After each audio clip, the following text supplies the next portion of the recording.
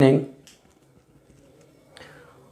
जैसा कि हम पिछला क्लास में आप लोगों को हाइड्रोजन परमाणु की व्याख्या, बोर के परमाणु मॉडल के आधार पर हाइड्रोजन परमाणु की व्याख्या टॉपिक से आधारित जितने भी इम्पोर्टेंट ऑब्जेक्टिव थे, जितने भी ऑब्जेक्टिव थे, हमने उसकी चर्चा किया था। ऑब्जेक्टिव को आप लोग बार बार सुनिएगा, ध्यान दीजिएगा, नोट्स पढ़िएगा तो बेहतरीन ढंग से याद हो पाएगा। अभी हम लोग जो भी पढ़ रहे हैं वो सब के सब बेहतरीन है। आज भी हमारा जो टॉपिक स्टार्ट होने वाला है, आज अभी जो हम टॉपिक स्टार्ट करने वाले हैं वो है हाइड्रोजन परमाणु स्पेक्ट्रम की व्याख्या करें। हाइड्रोजन परमाणु स्पेक्ट्रम की व्याख्या करें। आप लोग 11th क्लास में पढ़े होंगे, ऐसी बात नहीं है। अभी जो हम पढ़ाने जा रहे हैं ये 11th में आप लोग पढ़े होंगे और ज़्यादा इम्पोर्टेंट भी नहीं है। जैसे कि हम आप लोगों को बताए थे, याद होगा, 1/λ = RH 1/Ni का स्क्वायर माइनस 1/NF का स्क्वायर। 1/λ = RH 1/Ni का स्क्वायर माइनस 1/NF के स्क्वायर। आपने बोर के परमाणु मॉडल के आधार पर देखा था, आपको पता होगा कि जब इलेक्ट्रॉन उच्च ऊर्जा स्तर से निम्न ऊर्जा स्तर में जाती है तो विद्युत चुम्बकीय ऊर्जा उत्सर्जित होती है, विद्युत चुम्बकीय ऊर्जा मुक्त होती है।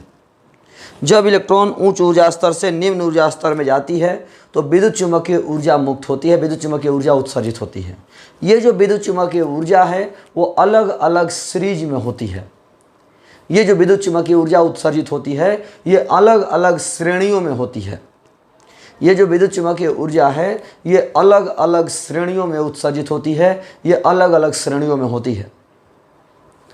जैसे हम लोग बात कर रहे हैं, ध्यान से समझने की कोशिश करिएगा कि यदि Ni का मान 1 हो, यानी प्रारंभिक कक्षा 1 हो और अंतिम कक्षा 2, 3, 4 इस तरह से हो, यानी इलेक्ट्रॉन प्रारंभिक कक्षा से निकलकर, पहली कक्षा से निकलकर दूसरी, तीसरी, चौथी में जाए। यदि इलेक्ट्रॉन पहली कक्षा से निकलकर दूसरी, तीसरी, चौथी में जाए तो जो श्रेणी उत्सर्जित होती है, जो श्रेणी प्राप्त होती है, उसे हम लाइमन श्रेणी के नाम से जानते हैं। जब इलेक्ट्रॉन पहली कक्षा से निकल करके दूसरी, तीसरी, चौथी कक्षा में जाए तो जो श्रेणी प्राप्त होती है वो लाइमन श्रेणी होती है। यदि इलेक्ट्रॉन, ये लाइमन श्रेणी हुआ, यदि इलेक्ट्रॉन दूसरी कक्षा से निकल करके तीसरी, चौथी कक्षा में जाए, यदि इलेक्ट्रॉन दूसरी कक्षा से निकल करके तीसरी, चौथी कक्षा में जाए तो जो श्रेणी प्राप्त होती है ये बामर श्रेणी है। यानी यदि इलेक्ट्रॉन दूसरी कक्षा से निकल करके तीसरी, चौथी, पाँचवीं, छठी में जाए, इन तरह कक्षाओं में जाए तो जो श्रेणी प्राप्त होती है वो बामर श्रेणी होती है। पहली कक्षा से निकल करके दूसरी, तीसरी, चौथी में जाए तो लाइमन श्रेणी प्राप्त होती है, और दूसरी कक्षा से निकल करके तीसरी, चौथी, पाँचवीं में जाए तो जो श्रेणी प्राप्त होती है वो बामर श्रेणी होती है। उसी तरह यदि तीसरी कक्षा से निकल करके चौथी, पाँचवीं कक्षा में जाए, तीसरी से निकल करके चौथी, पाँचवीं कक्षा में जाए तो जो श्रेणी प्राप्त होती है वो पाश्चन श्रेणी होती है। तीसरी कक्षा से निकल करके चौथी, पाँचवीं, छठी इन सभी कक्षाओं में जाए तो जो श्रेणी प्राप्त होती है वो पाश्चन श्रेणी होती है। पहली कक्षा से निकल करके दूसरी, तीसरी, चौथी में जाए तो लाइमन श्रेणी है, दूसरी कक्षा से निकल करके तीसरी, चौथी में जाए तो बामर श्रेणी है, और तीसरी से निकल करके चौथी, पाँचवीं में जाए तो पाश्चन श्रेणी है। यदि बहादुर चौथी से निकल करके पाँचवीं में जाए, पाँचवीं, छठी में जाए, चौथी से निकल करके पाँचवीं, छठी, सातवीं में जाए तो जो श्रेणी प्राप्त होती है वो ब्रैकेट श्रेणी होती है, वो ब्रैकेट श्रेणी होती है। चौथी से निकल करके पाँचवीं, छठी में जाए तो ब्रैकेट श्रेणी होती है। इस तरह से एक और श्रेणी होता है, लेकिन वो जो है हम बात कर रहे हैं वो केमिस्ट्री में पढ़ा जाता है, फिजिक्स में उसकी ज़रूरत नहीं है, फिर भी बता देते हैं। जैसे फुंड श्रेणी, यदि पाँचवीं से निकल करके, यदि पाँचवीं से निकल करके छठी, सातवीं में जाए तो जो श्रेणी प्राप्त होती है वो फुंड श्रेणी होती है। फुंड श्रेणी होती है। याद करना बड़ा आसान है। यदि पहले से निकल कर दूसरी तीसरी चौथी में जाए लाइमन श्रेणी है, दूसरी से निकल करके तीसरी चौथी में जाए बामर श्रेणी है, तीसरी से निकल करके चौथी पाँचवीं में जाए पाश्चन श्रेणी है, और चौथी से निकल करके पाँचवीं छठी में जाए ब्रैकेट श्रेणी है। यदि पाँचवीं से निकल करके छठी सातवीं आठवीं में जाए तो जो श्रेणी प्राप्त होती है वो हमारा फुंड श्रेणी होता है। पाँचवीं से निकल कर छठी सातवीं में जाए तो फुंड श्रेणी होता है। और एक और श्रेणी होता है, लेकिन जो हमेशा हर बुक में आपको नहीं मिलेगा, हम्फ्रीज श्रेणी। हम्फ्रीज श्रेणी यदि छठी से निकल करके सातवीं आठवीं में जाए तो जो श्रेणी प्राप्त होती है वो हम्फ्रीज श्रेणी होती है। यदि पहली कक्षा से निकल करके दूसरी तीसरी में जाए तो लाइमन श्रेणी है, दूसरी से निकल करके तीसरी चौथी में जाए तो बामर श्रेणी है, तीसरी से निकल कर चौथी पाँचवीं में जाए पाश्चन श्रेणी है, चौथी से निकल करके पाँचवीं छठी में जाए ब्रैकेट श्रेणी है, पाँचवीं से निकल करके छठी सातवीं में जाए फुंड श्रेणी है, और छठी से निकल कर सातवीं आठवीं में जाए तो हम्फ्रीज श्रेणी है। ये कोई बड़ी बात नहीं है, लेकिन यहाँ पर जो एक ऑब्जेक्टिव बताने वाले हैं उस ऑब्जेक्टिव को जरूर याद रखिएगा। बहुत बार एग्जाम में पूछा गया है। श्रेणी याद रहे न रहे, ऑब्जेक्टिव जरूर याद रखिएगा। लाइमन श्रेणी पराबैंगनी क्षेत्र में पड़ता है। लाइमन श्रेणी पराबैंगनी क्षेत्र में आता है। बामर श्रेणी दृश्य क्षेत्र में आता है। लाइमन श्रेणी पराबैंगनी क्षेत्र में आता है। बामर श्रेणी दृश्य क्षेत्र में आता है। पाश्चन, ब्रैकेट और फुंड ये तीनों अवरक्त क्षेत्र में आते हैं। फिर से एक बार, लाइमन श्रेणी पराबैंगनी क्षेत्र में आते हैं। बामर श्रेणी दृश्य क्षेत्र में आते हैं। पाश्चन, ब्रैकेट और फुंड ये तीनों अवरक्त क्षेत्र में आते हैं। अवरक्त क्षेत्र में आते हैं, जरूर ध्यान रखिएगा। यदि आपको याद रखना है, इसको बात करें तो क्रम से याद कीजिए। Lyman, बामर, पाश्चन, bracket, फुंड। लाइमन, बामर, पाश्चन, ब्रैकेट, फुंड, और उसके बाद 1 2 3 4 5 6 कर दीजिएगा, आसानी से याद हो जाएगा। लाइमन श्रेणी पराबैंगनी क्षेत्र में आता है। बामर श्रेणी दृश्य क्षेत्र में आता है। पाश्चन, ब्रैकेट और फुंड ये तीनों अवरक्त क्षेत्र में आते हैं। अब यदि हाइड्रोजन परमाणु या स्पेक्ट्रम में कोई प्रॉब्लम हो तो आप सवाल कर सकते हैं। बोर के परमाणु मॉडल जो दिया गया है उसकी सीमा क्या है? बोर के परमाणु मॉडल के दोष क्या है? बोर ने जो परमाणु मॉडल दिया उस बोर के परमाणु मॉडल के दोष क्या है? बोर के परमाणु मॉडल की सीमा क्या है? या बोर के परमाणु मॉडल की कमियां क्या है? प्रश्न पूछ सकता है। सीमा लिखिए, कमियों को लिखिए, या माने सीमाओं को लिखिए, दोष को लिखें, बातें कही हैं। बोर के परमाणु मॉडल की सीमा को लिखें, कमियों को लिखें, दोष को लिखें। तो बोर के परमाणु मॉडल की पहली कमी यह है कि यह केवल सबसे छोटे परमाणु Z = 1 के लिए ही लागू होता है। बोर का जो परमाणु मॉडल है वो केवल Z = 1 के लिए लागू होता है, सबसे छोटे परमाणु के लिए लागू होता है। बोर का परमाणु मॉडल केवल सबसे छोटे परमाणु Z = 1 के लिए लागू होता है। Z 1 से बड़ा हो तो यह लागू नहीं होता है। बोर के परमाणु मॉडल का पहला दोष यह है कि यह केवल Z = 1, Z मतलब समझते होंगे शायद परमाणु संख्या, Z = 1 के लिए लागू होता है। Z का वैल्यू 1 से ज़्यादा रहेगा, 2 3 4 5 रहेगा, तो उसके लिए बोर का परमाणु मॉडल लागू नहीं होगा। 2 कमी हो गया। तीसरा कमी यह है कि बोर का परमाणु मॉडल केवल वृत्ताकार कक्षा के लिए लागू होता है। बोर का परमाणु मॉडल केवल वृत्ताकार कक्षा के लिए लागू होता है। पढ़े होंगे पर कक्षाओं की संख्या KLMNOP यहीं तक आता है। KLMNOP 1 2 3 4 5 6 7। लेकिन सवाल है कि OP के बाद क्या? KLMNOP उसके आगे क्या? Z तक। Z के आगे क्या? सोचने वाली बात है। जो हम लोग पढ़ते हैं कक्षाओं की संख्या का नामकरण जो दिया हुआ है वो KLMNOP, तो P के आगे क्यों नहीं? QRSTUV ये सब क्यों नहीं? अब मान लीजिए है भी तो Z के आगे क्या होगा? Z के आगे क्या होगा? तो बहादुर ये इसीलिए KLMNOP तक ही नामकरण किया गया है क्योंकि यहीं तक वृत्ताकार कक्षाएं होती हैं। बोर के परमाणु मॉडल केवल वृत्ताकार कक्षा के लिए लागू होता है, जबकि सच्चाई यही है कि दीर्घ वृत्ताकार कक्षाएं भी होती हैं। दीर्घ वृत्ताकार कक्षाएं भी होती हैं।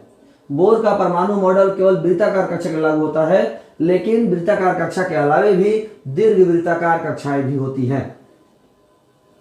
और चौथा दोष यह है कि बोर का परमाणु मॉडल हाइड्रोजन स्पेक्ट्रम श्रेणी के तीव्रता के बारे में कोई जानकारी नहीं देता। हाइड्रोजन स्पेक्ट्रम श्रेणी के बारे में तो जानकारी देता है, हाइड्रोजन स्पेक्ट्रम श्रेणी के बारे में तो जानकारी देता है, लेकिन तीव्रता के बारे में कोई जानकारी नहीं देता।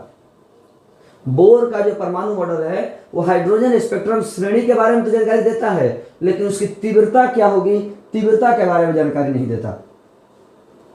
याद रखिएगा, बोर का परमाणु मॉडल केवल Z=1 के लिए लागू होता है, Z greater than 1 के लिए लागू नहीं होता है, 2, 3, 4, 5, 6 के लिए लागू नहीं होता है। यह केवल वृत्ताकार कक्षा के लिए लागू होता है, दीर्घ वृत्ताकार कक्षा के लिए लागू नहीं होता है। यह हाइड्रोजन स्पेक्ट्रम श्रेणी के तीव्रता के बारे में कोई जानकारी नहीं देता है। यह हाइड्रोजन स्पेक्ट्रम श्रेणी के तीव्रता के बारे में कोई जानकारी नहीं देता है। यह रहा बोर के परमाणु मॉडल के दोष। बोर के परमाणु मॉडल के दोष। अब हम बात करते हैं रदरफोर्ड के परमाणु मॉडल के दोष। रदरफोर्ड ने भी परमाणु मॉडल दिया, तो रदरफोर्ड के परमाणु मॉडल के दोष।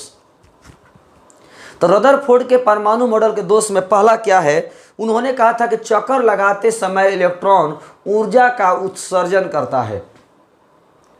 रदरफोर्ड ने कहा चक्कर लगाते समय इलेक्ट्रॉन ऊर्जा का उत्सर्जन करते हैं। यहाँ पर एक बहुत अच्छा ऑब्जेक्टिव बता रहे हैं, थोड़ा सा ध्यान सुनिएगा। याद होगा आप लोगों को बोर के परमाणु मॉडल की अवधारणा में बताए थे कि चक्कर लगाती, ये जो कक्षाएं होती हैं ये अस्थायी होती हैं। ये जो कक्षाएं होती हैं अस्थायी होती है, मतलब कक्षा का साइज बढ़ता घटता नहीं है। अर्थात चक्कर लगाते समय इलेक्ट्रॉन न तो ऊर्जा का अवशोषण करता है और ना ही ऊर्जा का उत्सर्जन करता है। चक्कर लगाते समय इलेक्ट्रॉन न तो ऊर्जा का अवशोषण करता है और ना ही ऊर्जा का उत्सर्जन करता है, जैसा कि आपको याद होगा। तो हम बता दें, यदि इलेक्ट्रॉन ऊर्जा का उत्सर्जन करता तो कक्षाएं छोटी होती चली जाती। ध्यान से समझिएगा, यदि इलेक्ट्रॉन ऊर्जा का उत्सर्जन करता तो कक्षाएं छोटी होती चली जाती, और यदि इलेक्ट्रॉन ऊर्जा का अवशोषण करता तो कक्षाएं बड़ी होती चली जाती। बेहतर ऑब्जेक्टिव है। रदरफोर्ड के परमाणु मॉडल के अनुसार यदि इलेक्ट्रॉन ऊर्जा का उत्सर्जन करता है तो कक्षाएं धीरे धीरे छोटी होती चली जाएंगी, और अंत में एक ऐसा भी सिचुएशन आएगा कि इलेक्ट्रॉन जो है चक्कर लगाते समय नाभिक में गिर जाएगा। जब कक्षाएं नहीं रहेगा तो इलेक्ट्रॉन कहाँ चला जाएगा, नाभिक में चला जाएगा, यानी नाभिक का अस्तित्व नहीं होता है। रदरफोर्ड के अनुसार, रदरफोर्ड के परमाणु मॉडल के अनुसार नाभिक का अस्तित्व संभव नहीं है। और विडंबना यह है कि रदरफोर्ड ने ही नाभिक की खोज की थी। रदरफोर्ड के परमाणु मॉडल के अनुसार इलेक्ट्रॉन ऊर्जा का उत्सर्जन करता है। इलेक्ट्रॉन जब ऊर्जा का उत्सर्जन करता है तो कक्षाएं धीरे धीरे छोटी होती चली जाती हैं, और कक्षाएं जब धीरे धीरे छोटी होती चली जाती हैं तो अंत में कक्षा खत्म हो जाता है, तो इलेक्ट्रॉन नाभिक में गिर जाता है, अर्थात नाभिक का अस्तित्व समाप्त हो जाता है। रदरफोर्ड के अनुसार, रदरफोर्ड के अनुसार नाभिक का अस्तित्व नहीं है, और सच्चाई यही है कि रदरफोर्ड ने ही नाभिक की खोज की थी। हम आशा करते हैं आपको समझ में आ रहा होगा। इलेक्ट्रॉन चक्कर लगाते समय ऊर्जा का उत्सर्जन करता है, तो उत्सर्जन करता है तो कक्षाएं छोटी होती जाती हैं। यदि यही अवशोषण करता तो कक्षाएं बड़ी होती चली जाती हैं। उत्सर्जन करता है तो कक्षाएं छोटी होती चली जाती हैं, यदि अवशोषण करता तो कक्षाएं बड़ी होती चली जाती। उत्सर्जन करता है तो कक्षाएं छोटी होती चली जाती हैं, छोटी होती चली जाती हैं, धीरे धीरे कक्षाएं समाप्त हो चली जाती हैं और इलेक्ट्रॉन नाभिक में गिर जाता है। अर्थात रदरफोर्ड के परमाणु मॉडल के दोष ये है कि यह नाभिक के अस्तित्व के बारे में नहीं बताता है, जो कि रदरफोर्ड ने ही नाभिक की खोज की थी। इसके बाद रदरफोर्ड के अनुसार हम बात करें, रदरफोर्ड के अनुसार बात करें तो यह हाइड्रोजन स्पेक्ट्रम श्रेणी के बारे में कोई जानकारी नहीं देता है। हाइड्रोजन स्पेक्ट्रम श्रेणी के बारे में ही कोई जानकारी नहीं देता। बोर के परमाणु मॉडल में दोष क्या था कि वह स्पेक्ट्रम श्रेणी के बारे में बताता है, लेकिन तीव्रता के बारे में नहीं बताता। बोर का परमाणु मॉडल हाइड्रोजन स्पेक्ट्रम के बारे में तो बताता है, लेकिन उसकी तीव्रता के बारे में नहीं बताता। और रदरफोर्ड का जो परमाणु मॉडल है, रदरफोर्ड का जो परमाणु मॉडल है वो हाइड्रोजन स्पेक्ट्रम श्रेणी के बारे में ही कोई जानकारी नहीं देता। तीव्रता तो बात की बात है, हाइड्रोजन स्पेक्ट्रम श्रेणी के बारे में ही कोई जानकारी नहीं देता। हम आशा करते हैं आपको समझ में आ गया होगा।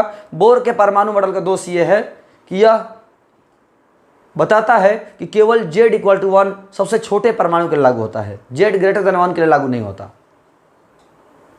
यह केवल वृत्ताकार कक्षा के लिए लागू होता है, दीर्घ वृत्ताकार कक्षा के लिए लागू नहीं होता। और हाइड्रोजन स्पेक्ट्रम श्रेणी के तीव्रता के बारे में कोई जानकारी नहीं देता।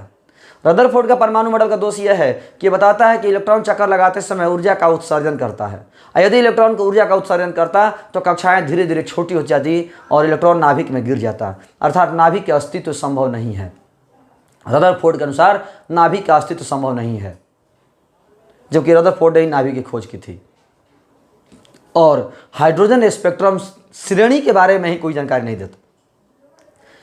बोर के परमाणु मॉडल हाइड्रोजन स्पेक्ट्रम श्रेणी के बारे में जानकारी देता है, तीव्रता के बारे में जानकारी नहीं देता। लेकिन रदरफोर्ड का परमाणु मॉडल स्पेक्ट्रम श्रेणी के बारे में ही जानकारी नहीं देता। यहां तक हमारा बोर के परमाणु मॉडल का दोष, रदरफोर्ड के परमाणु मॉडल का दोष और हाइड्रोजन स्पेक्ट्रम श्रेणी। हाइड्रोजन स्पेक्ट्रम श्रेणी के बारे में हमने आपको बात बताई। यदि आपको कोई प्रॉब्लम हो तो आप सवाल कर सकते हैं। नाभिक, नाभिक क्या है? बहादुर, किसी परमाणु का संपूर्ण द्रव्यमान केंद्र पर स्थित होता है। किसी भी परमाणु का संपूर्ण द्रव्यमान केंद्र पर स्थित होता है, जिसे हम नाभिक कहते हैं। किसी भी परमाणु का संपूर्ण द्रव्यमान परमाणु के केंद्र पर स्थित होता है, जिसे हम नाभिक कहते हैं। नाभिक की खोज रदरफोर्ड ने की थी। नाभिक की खोज रदरफोर्ड ने की थी। नाभिक में प्रोटॉन एवं न्यूट्रॉन होता है। नाभिक में प्रोटॉन एवं न्यूट्रॉन होता है, जबकि नाभिक के बाहर विभिन्न कक्षाओं में विभिन्न संख्याओं में इलेक्ट्रॉन चक्कर लगाता है। नाभिक परमाणु के अंदर, परमाणु का संपूर्ण द्रव्यमान उसके केंद्र पर उपस्थित होता है, जिसे हम नाभिक कहते हैं। नाभिक की खोज रदरफोर्ड ने की थी। नाभिक धनावेशित होता है। नाभिक धनावेशित होता है।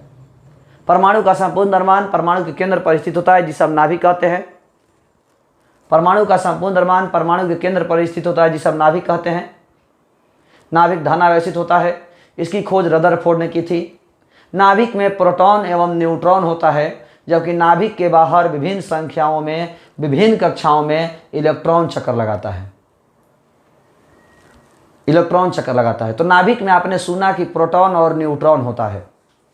नाभिक में प्रोटॉन और न्यूट्रॉन होता है, यानी प्रोटॉन और न्यूट्रॉन का द्रव्यमान नाभिक के द्रव्यमान के बराबर होगा। जब नाभिक में प्रोटॉन और न्यूट्रॉन होता है तो प्रोटॉन और न्यूट्रॉन का जो द्रव्यमान होगा वो नाभिक के द्रव्यमान के इक्वल होगा। प्रोटॉन और न्यूट्रॉन का जो द्रव्यमान होगा वो नाभिक के द्रव्यमान के इक्वल होगा। प्रोटॉन और न्यूट्रॉन की जो संख्या का जोड़ होता है उसे आप जानते होंगे शायद द्रव्यमान संख्या कहते हैं। प्रोटॉन और न्यूट्रॉन की संख्या का जो योग होता है वो हमारा द्रव्यमान संख्या होता है। ये रहा हमारा नाभिक के बारे में। नाभिक के बारे में आप लोग जानते होंगे, ऐसी कोई बात नहीं है। नाभिक क्या है? तो किसी परमाणु का संपूर्ण द्रव्यमान उसके केंद्र पर उपस्थित होता है, जिसे हम नाभिक कहते हैं। नाभिक धनावेशित होता है। नाभिक की खोज रदरफोर्ड ने की थी। नाभिक में प्रोटॉन एवं न्यूट्रॉन होता है, जबकि नाभिक के बाहर विभिन्न कक्षाओं में विभिन्न संख्याओं में इलेक्ट्रॉन चक्कर लगाता है। नाभिक के बाहर विभिन्न कक्षाओं में विभिन्न संख्याओं में इलेक्ट्रॉन चक्कर लगाता है। बहादुर, नाभिक का जो द्रव्यमान है प्रोटॉन और न्यूट्रॉन के द्रव्यमान के इक्वल होगा। प्रोटॉन और न्यूट्रॉन की संख्या द्रव्यमान संख्या के इक्वल होती है। इसके बाद हम बात करते हैं न्यूट्रॉन के बारे में।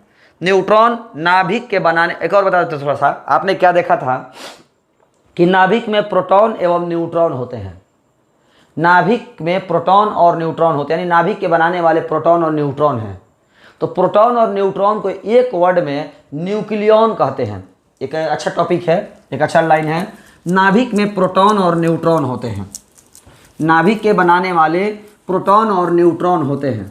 तो प्रोटॉन और न्यूट्रॉन है, तो प्रोटॉन और न्यूट्रॉन को एक वर्ड में न्यूक्लियॉन कहते हैं। प्रोटॉन और न्यूट्रॉन के एक वर्ड में न्यूक्लियॉन कहते हैं। न्यूक्लियॉन मतलब नाभिक के बनाने वाले कण, यानी प्रोटॉन और न्यूट्रॉन। न्यूक्लियॉन मतलब नाभिक के बनाने वाले कण, मतलब प्रोटॉन और न्यूट्रॉन। प्रोटॉन और न्यूट्रॉन को एक साथ न्यूक्लियॉन कहते हैं। इसके बाद हमारा न्यूट्रॉन है। न्यूट्रॉन नाभिक के बनाने वाला एक महत्वपूर्ण भाग है, महत्वपूर्ण अवयव है। न्यूट्रॉन है क्या? तो नाभिक के बनाने वाला एक महत्वपूर्ण अवयव है। एक सवाल आया है कि सर नाभिक में निसेसरी रूप से क्या होना आवश्यक है, यानी नाभिक में कौन जरूर रहेगा? तो बहादुर नाभिक में प्रोटॉन जरूर रहेगा। न्यूट्रॉन हो भी सकता है, नहीं भी हो सकता है। नाभिक में प्रोटॉन और न्यूट्रॉन दोनों होता है, लेकिन न्यूट्रॉन नहीं भी रह सकता है, लेकिन प्रोटॉन अवश्य रहेगा। इसका एग्जाम्पल है हाइड्रोजन। हम बताए थे कल के क्लास में कि हाइड्रोजन परमाणु में न्यूट्रॉन नहीं होते हैं। हाइड्रोजन एकमात्र ऐसा परमाणु है जिसमें न्यूट्रॉन नहीं होते हैं। बाकी सब में तो प्रोटॉन और न्यूट्रॉन दोनों होते हैं। बाकी सब में प्रोटॉन और न्यूट्रॉन तो दोनों होते हैं, लेकिन हाइड्रोजन में केवल प्रोटॉन होता है। यानी बिना प्रोटॉन वाला कोई नाभिक नहीं है, लेकिन बिना न्यूट्रॉन वाला एक वो नाभिक है, हाइड्रोजन। इसलिए प्रोटॉन होना आवश्यक है, न्यूट्रॉन नहीं भी रहेगा तो चलेगा, जैसा कि हाइड्रोजन में होता है। अच्छा सवाल है कि नाभिक में क्या होना आवश्यक है? नाभिक में कौन चीज अवश्य रहेगा? तो प्रोटॉन अवश्य रहेगा, न्यूट्रॉन नहीं भी रह सकता है, जैसा कि हाइड्रोजन परमाणु। इसके बाद हम बात करते हैं न्यूट्रॉन। तो न्यूट्रॉन नाभिक के बनाने वाला एक अत्यंत महत्वपूर्ण अवयव है। न्यूट्रॉन विद्युतः उदासीन होता है। बताए थे, याद होगा, गामा, एक्सरे, न्यूट्रॉन और फोटॉन। गामा, एक्सरे, न्यूट्रॉन और फोटॉन ये चारों उदासीन होते हैं। गामा, एक्सरे, न्यूट्रॉन और फोटॉन ये चारों उदासीन होते हैं। और जब ये चारों उदासीन होते हैं मतलब ये चारों विद्युत चुंबकीय क्षेत्र में विक्षेपित नहीं होते हैं। गामा, एक्सरे, न्यूट्रॉन और फोटॉन ये चारों विद्युतः उदासीन होते हैं। जब चारों विद्युतः उदासीन होते हैं तो विद्युत चुंबकीय क्षेत्र में विक्षेपित नहीं होते हैं। न्यूट्रॉन सबसे भारी मौलिक कण होता है। आपको पता होगा, शुरू चैप्टर में बताए थे, न्यूट्रॉन उदासीन मौलिक कण है। न्यूट्रॉन सबसे भारी मौलिक कण है। न्यूट्रॉन सबसे भारी मौलिक कण है। फिर से एक बार, न्यूट्रॉन नाभिक के बनाने वाला एक महत्वपूर्ण अवयव है। न्यूट्रॉन नाभिक के बनाने वाला एक महत्वपूर्ण अवयव है।